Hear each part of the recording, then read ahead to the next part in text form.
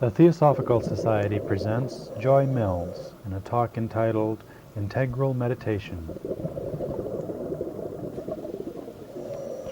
Tonight, in concluding our series, I would like to draw together, if I can, all of the varied threads of our discussions and point up the integrated nature, the wholeness of what may be called the meditative life. At the outset of this series, those of you who have been with us through the entire series will remember that I suggested that meditation is an inner silent path, and also that it is a creative act, that it is a path that is inward, and that at the same time it is a creative act.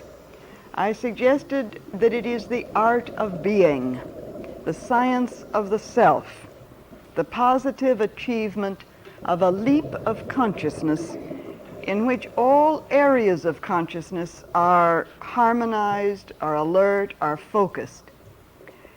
Perhaps another way of saying it is that this leap of consciousness is answered by a corresponding, shall we say, descent or illumination that seems to occur, in which a spark is fanned into a flame. Well, so as a consequence of looking at this broad area of meditation, we have given attention to one aspect after another in considering the general principles.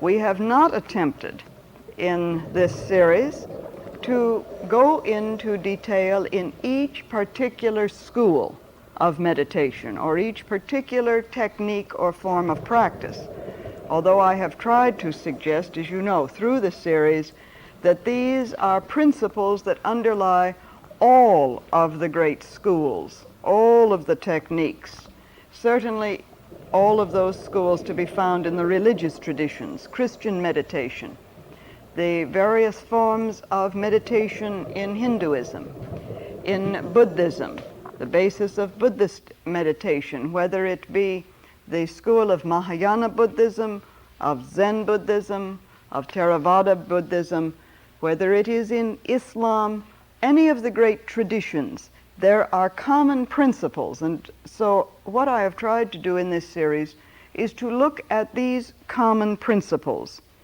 The inner alignment of the vehicles of consciousness, first of all. And this cannot, I think, be stressed enough, the necessity for that kind of alignment that takes into account all of the vehicles of consciousness. And I mean by that does not disregard the existence of any of these vehicles, that doesn't say we must get rid of the emotional nature, as it were. After all, we can scarcely get rid of it, and nor do we want to get rid of it. This does not mean that we get rid of the mind. We don't go around in a mindless state. We certainly don't want to get rid of it. We may go beyond the mind, but we do not become mindless in the sense that we forget we have a mind and have to have others look after us because the mind is absent. It means that all elements of our being are aligned, are brought into harmony, given their proper due, not overemphasized at any point, but not underemphasized. Concentration, which is a focusing of all one's vision, one's energies to a point to which one wishes to give attention. Visualization, imagination, which is the expansion from that point outwards in a manner that enables a channel to be created for the reception of a new insight, a new understanding. And then in the past 2 weeks, we have looked at two very broad areas of meditation: introspective, intuitive, reflective meditation, and outward focused, what I tried to call last week, service-oriented meditation, creative meditation, in which a channel is created and utilized for a purpose. And I suggested perhaps the major areas in which creative meditation has been utilized is in healing and in the aspiration, the ideal of creating peace in the world. Now, in all of this, in other words, we have treated the subject of meditation as one aspect of our lives. That is, we have assumed that it is a practice in which one may engage for a certain portion of a day, let us say, a certain time each day, for a certain period of time, while the remainder of the day may be given over to other types of activities. Perhaps we get up in the morning, perhaps we have a certain routine where we have, after bathing, dressing, whatever we have. Sometimes one has to have a cup of coffee first, perhaps, but whatever the routine, then we have 10, 15, 30 minutes of meditation. And it's as though we can then say, well, now I have accomplished that. I'll go on and do the rest of my activities today.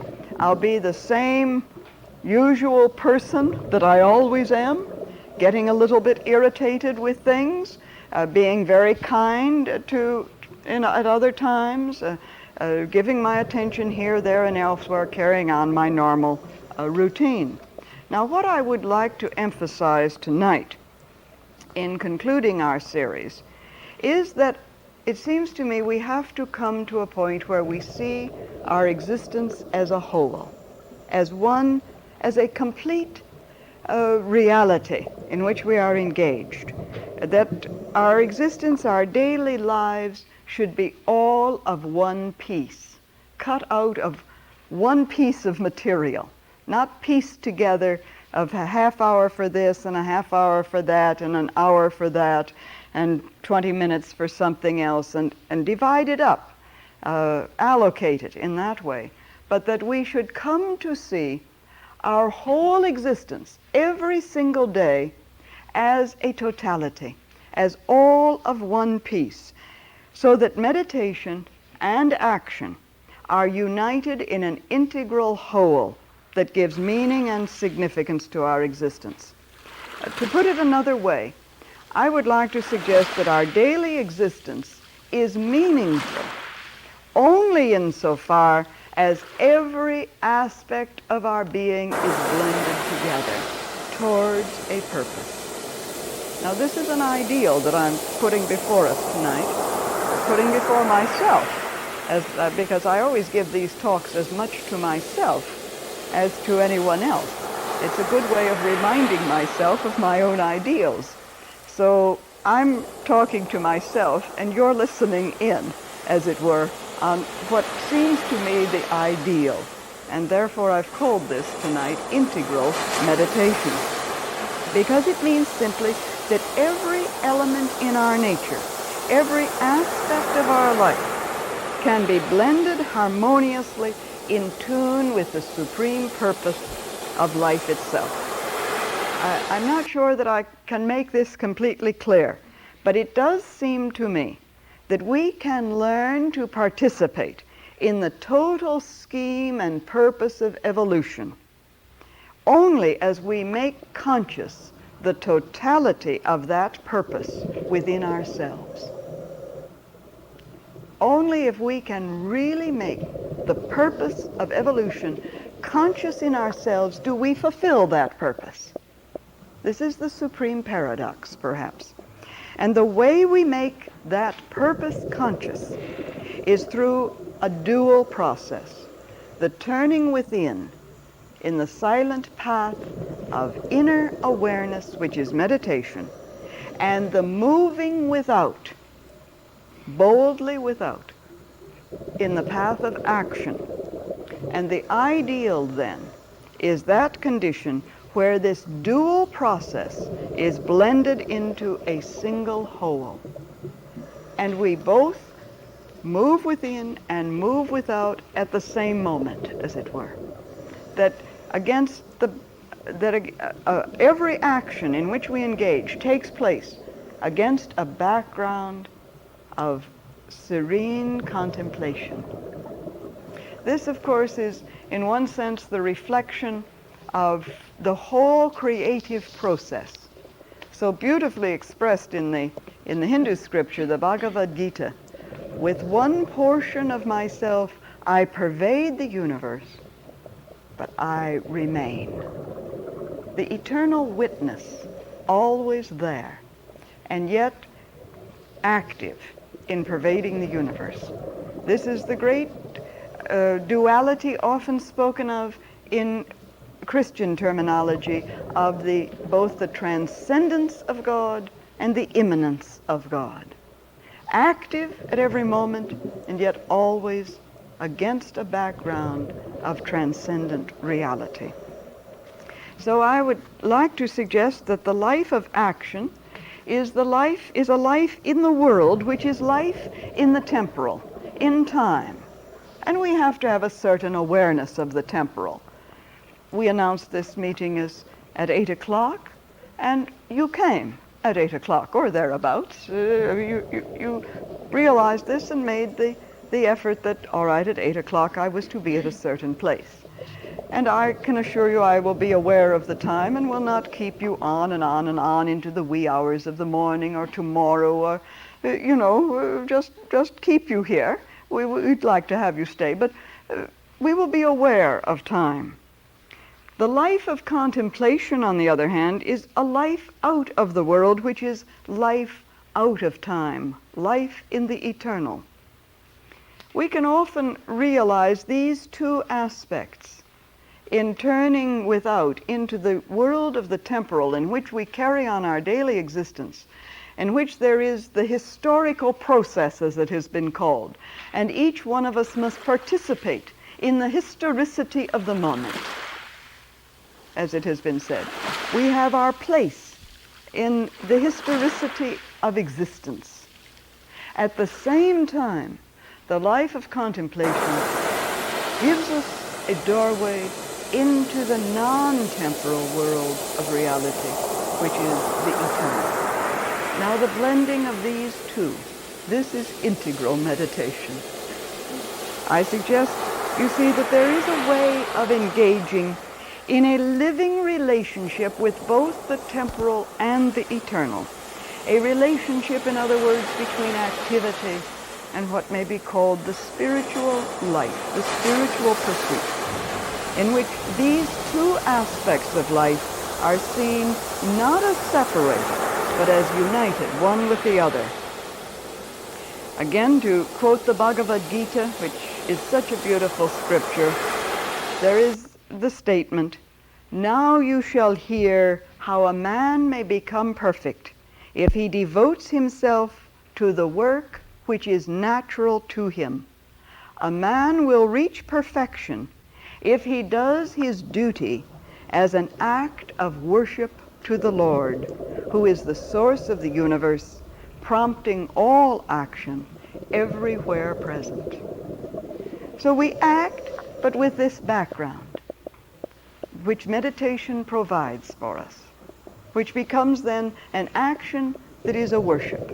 In the heart of the Christian tradition, there is the ideal which has been set by the great example, the Master Jesus, who it is said, by his incarnation gathered into one things earthly and heavenly, who could act, but always acted out of the consciousness that I and my Father are one.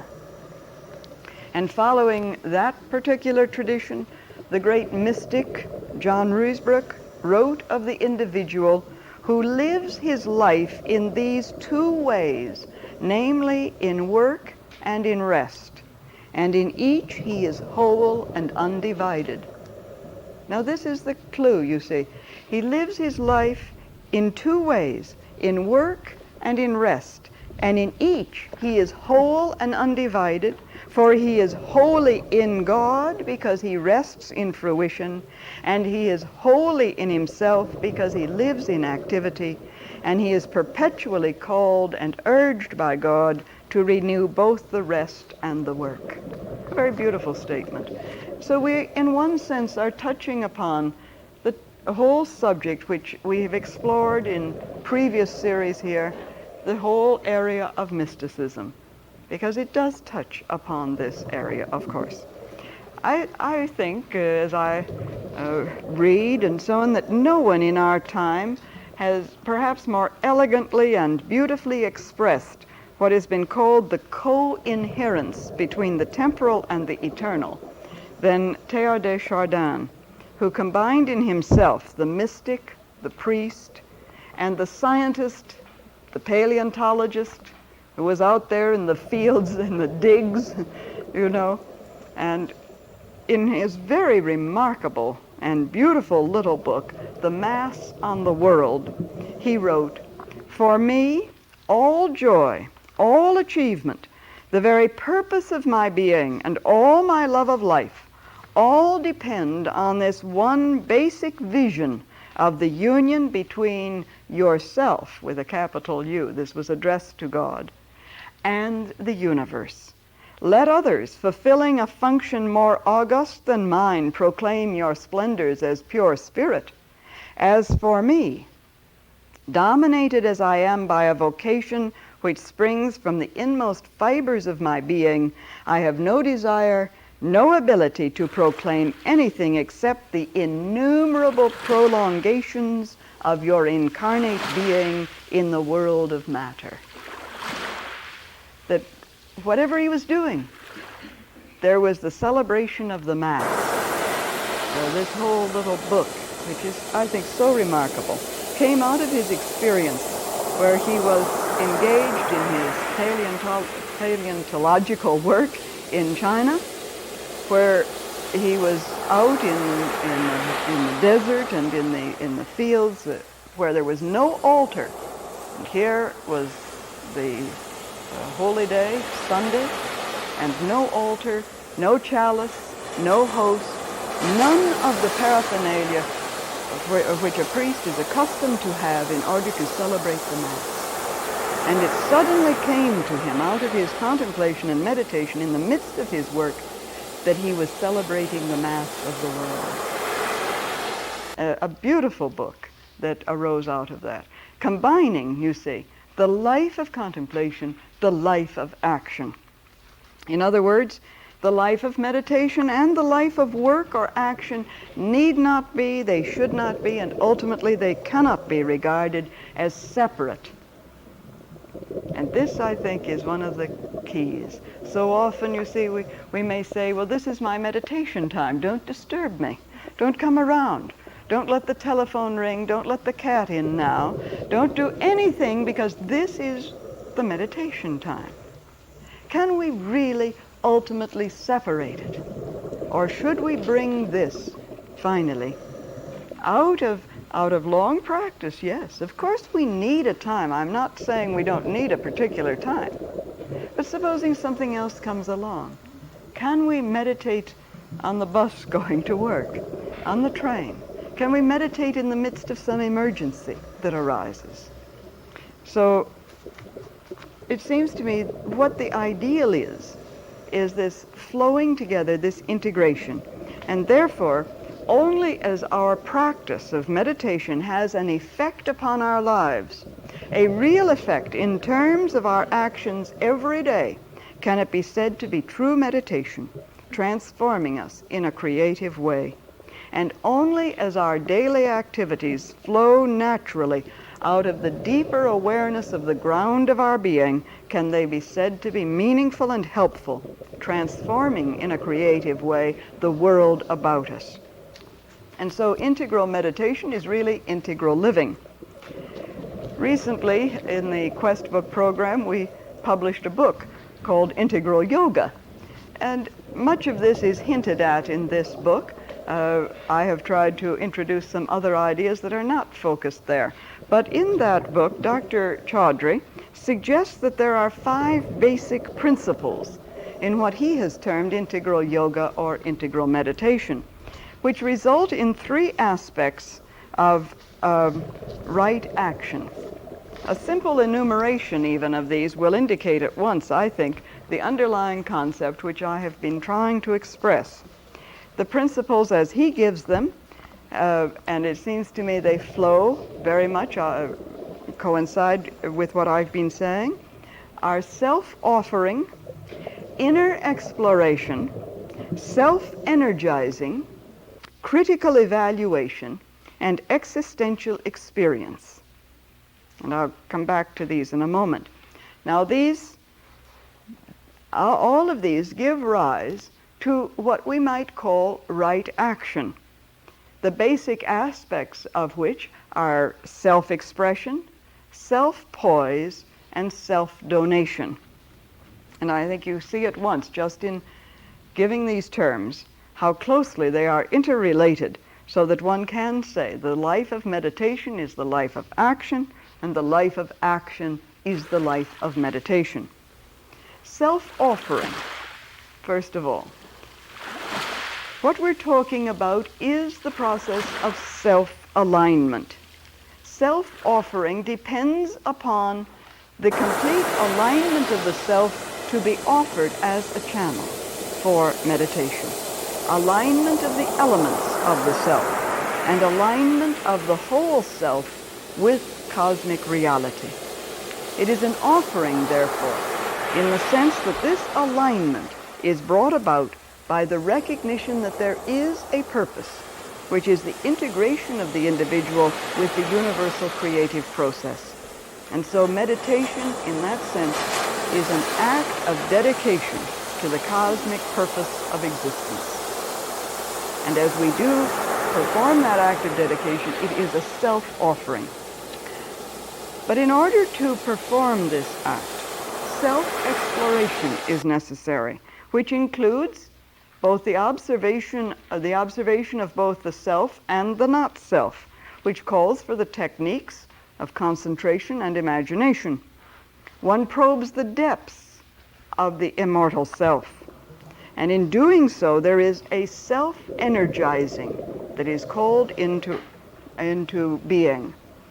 It reaches its height when the divine spark in man leaps into a flame, because it is as though something, well, we always use these up and down, and it's not up and down or in or out really, but it's as though something from above touched it and it flamed forth. And we say there is light, there is illumination, there is an awareness that is overpowering. But this self-energizing is called into being when there is this alignment and exploration of what is the depth of the self. For there certainly is within every individual an energy potential. In the East, of course, this has been called, as we may all know, Kundalini. This is a power within man. And in modern psychology, I think it is, I relate this to the libido, the psychic energy, which is present within us. We have available to us, in other words, an energizing force by which there can come about a true conversion in consciousness, which is simply a turning about of consciousness, a refocusing of consciousness, an intensification of existence. And when we know how to tap this energy potential, to utilize it constructively and creatively, then there is a new dimension in our lives in terms of what we are able to accomplish. It is really like a high voltage power, which can, of course, cause damage. And this is where, indeed, in some practices of meditation and yoga, awakening this energy potential too soon, too rapidly, without proper controls, can, as it were, be like turning on an electric switch and not having an insulated wire there, very definitely, and damage is done. And therefore it's been compared to fire, which can burn. Now there are times when it's useful to burn up some things, but there are other times when fire needs to be under control, and certainly in this case needs to be under control. So as a result, a clear sense of values must be present, and for this reason, critical evaluation has been included as an essential ingredient in meditation. critical evaluation, which is really what we've talked about already as reflection. Reflection based on a value system. And this involves a sense of responsibility. For what purpose are we using this energizing potential within us? You see, to what end are we using this? This is the key question always. What is the purpose in our awakening this energy potential? And so the final phase may be called existential experience, which is the creative phase developed out of a sense of values. That, in other words, if I engage in the practice of meditation, it is in order that I may, in some manner, become a better channel for service in the world. There is a purpose beyond the immediate personal self. May contribute in some meaningful manner because I believe the universe is meaningful. And this phase then is based on some kind of direct insight into the ultimate ground of existence. We bring the non-temporal now into the temporal. We make immanent the transcendent. There is freedom and spontaneity in action because we act in harmony with the underlying law, the universal law of life. Action, in other words, and here is where we turn now from this inward movement. Action now is no longer engaging in some humdrum task from which we hope to escape just as soon as possible in order to return to meditation, which often is the way. If we can wash the dishes twice as fast, even if we break all the cups, at least we can get back to the peace and quiet of meditation. If we can get the children off to school half an hour earlier, perhaps we'll have time for meditation, even if it means they're standing out in the cold waiting for the school bus. Whatever it may be, if we can cook a quicker dinner, we can get back to meditation sooner or have a longer period, and so on. Action is often seen as simply as an escape, or we hope to escape from it in order to return to this inner condition. But in this condition, in this awareness of the freedom and spontaneity of action which arises naturally out of the contemplative life, it is not the imprisonment of the soul, but its creative release in daily existence. I act because I must act in the world as it is, and I act in accordance with the need at the moment. Action then does not degenerate into routine or become mechanized. It is creative and it is recreative because it flows from an inner spirit of constant awareness. It flows from an attitude of mind and heart that is always present no matter what we are doing. And so action comes to have three aspects: self-expression, self-poise, and self-donation. Self-expression means simply that each individual has his own unique center of being and becoming. In the Sanskrit, it is called svadharma, his own particular beingness, the isness of the individual. And when he has touched that center through meditation, his action outwardly is an expression of that self-being or self-becoming, and so the action becomes meaningful, joyous, free. It is the natural action that flows because he has touched his own center of the self, his own immortality. When we have touched this deep center of what is the essential being, what is our own essential nature through meditation, there comes, I think, a self-poise in all our actions.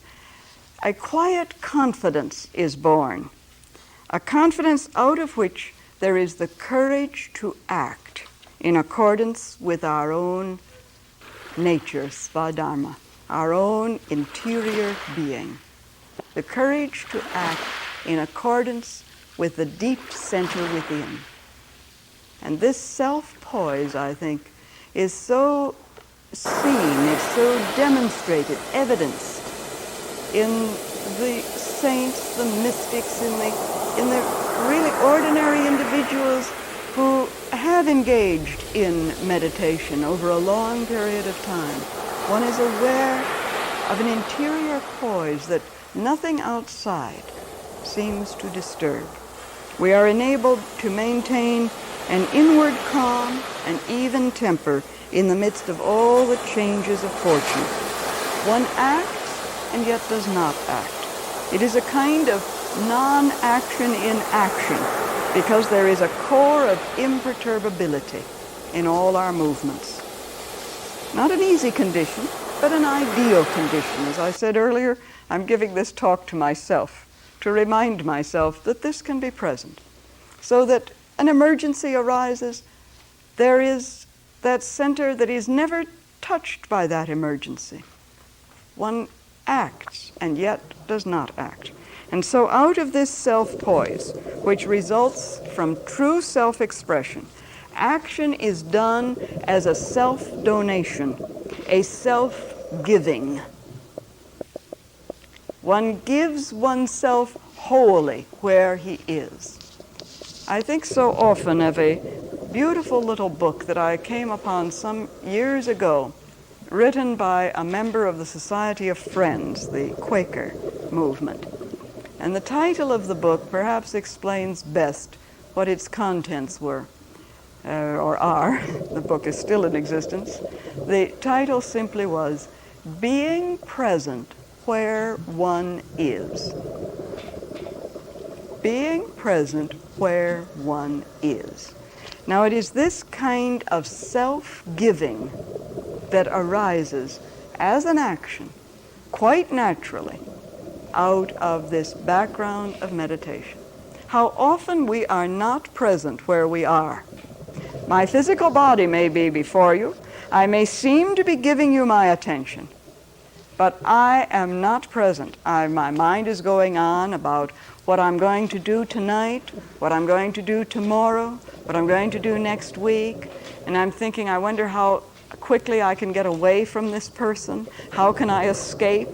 Is there some way I can end this conversation? All sorts of things are going on, and we are not present. So being present where one is the completion of this action in which there is a full self-giving of oneself. For in this, our ultimate loyalty is to the inward vision of truth, but our action is hallowed because it is offered without any preconditions, without any reserve, on the altar of the ultimate good of all humanity. This, of course, is the final self-giving, the action that is out of the expression of that interior vision of the immortal self, which is one with the self in all, which gives that poise of confidence that enables one to act truly at the moment, and in that action gives himself fully to whatever is the action. So this is what I suggest is the whole reason, really, for undertaking meditation at all, for even beginning the practice of meditation, is for this essential purpose, that this will come about, the integral meditation that is the integrated life, in which meditation and action are mutually balanced, harmonized, and there is the complete flow. Meditation becomes such an integral part of our lives that it is no longer only a practice engaged in whenever we find it convenient or for a certain period each day, regardless of any other need. We may continue to practice it in that way, and I would hope we would.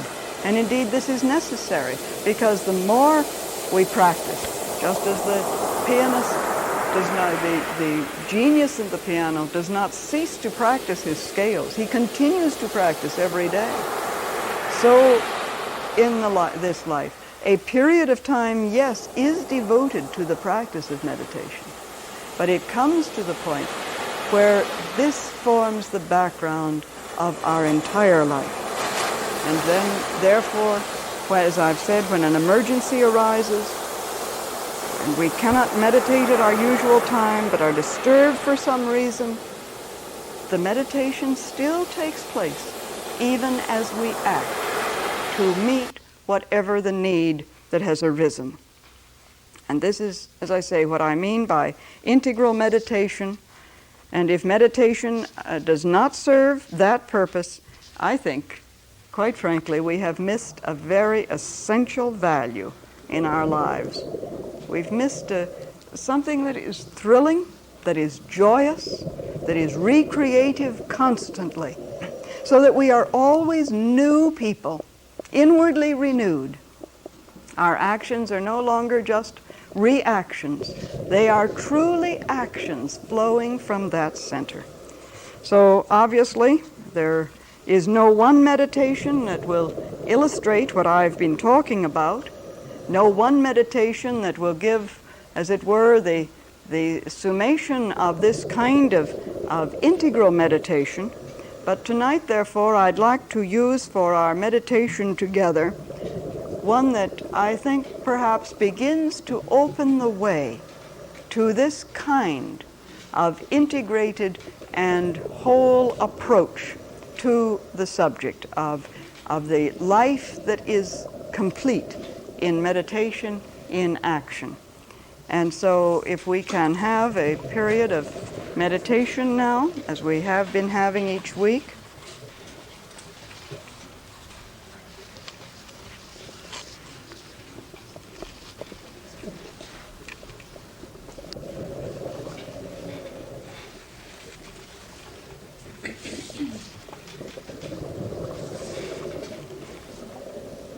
and align ourselves inwardly. Take a comfortable position so that the body does not intrude itself on our attention. We feel inwardly quiet, at ease.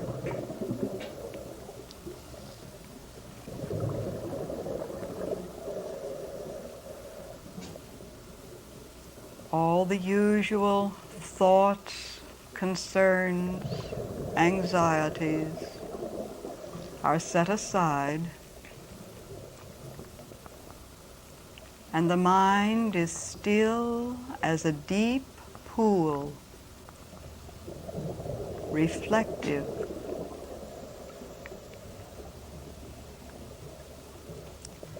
Look for the light. The light is hidden everywhere. It is in every rock and in every stone. The light is nearer than aught else, within a man's very heart.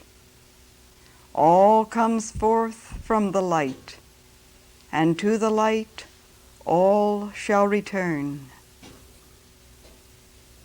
Look for the light.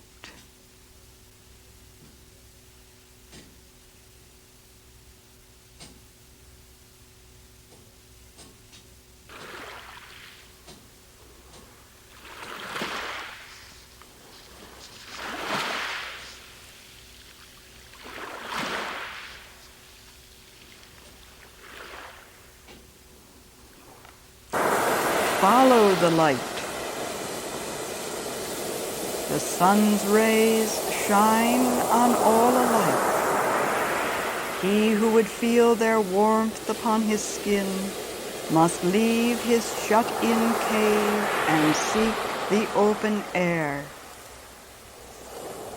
He who would experience the divine compassion in his soul must leave the cave of self and seek the wider being. Follow the light.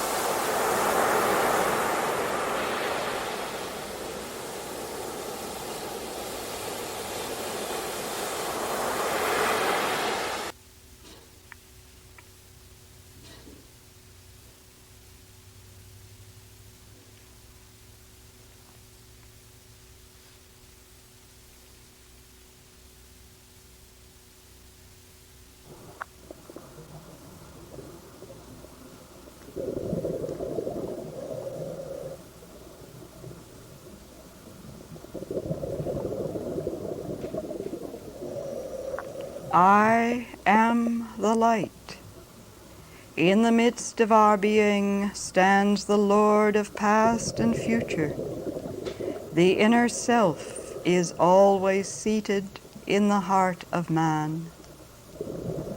Let a man draw that self forth from his body with steadiness.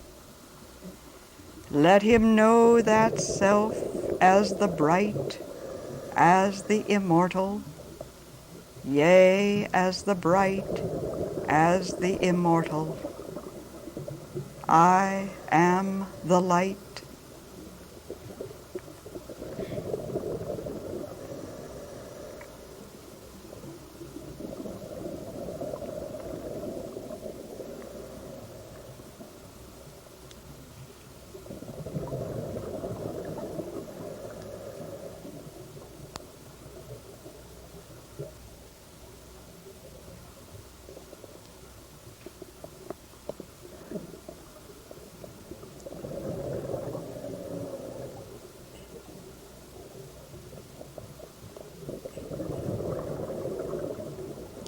Let the light shine. Ye shall go out with joy and be led forth with peace. Arise, shine, for thy light is come, and the glory of the Lord is risen upon thee. The splendor of the whole world will be thine, and all darkness shall flee from thee. Let the light shine.